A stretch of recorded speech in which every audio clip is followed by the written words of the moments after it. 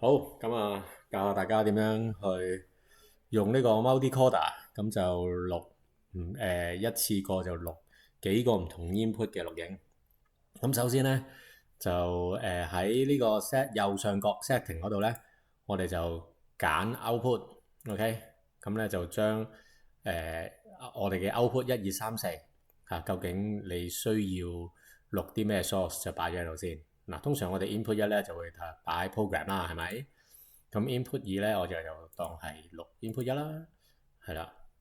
output 三咧我就當入 input 二啦，output 四我就當錄 input 三啦，咁樣。咁你撳嗱呢度 OK 先。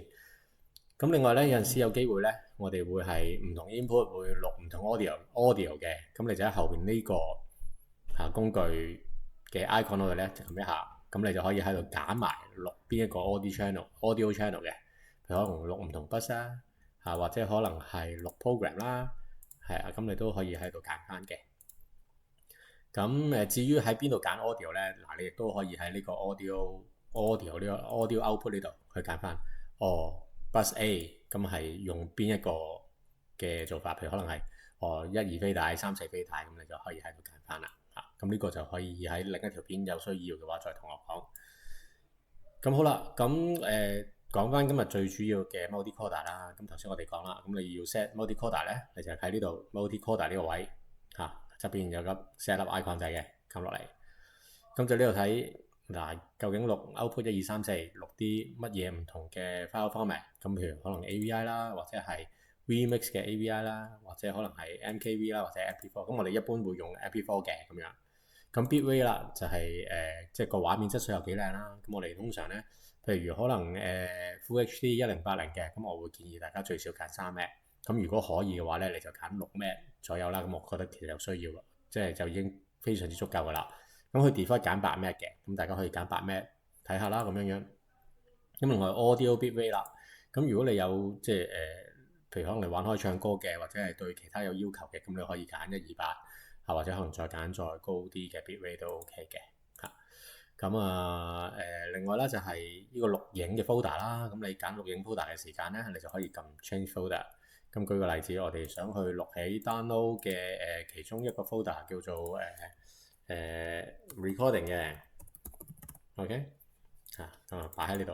咁我哋會將所有嘅 multi-coder 嘅錄影咧都會擺喺 download 嘅 recording folder 裏邊咁樣樣。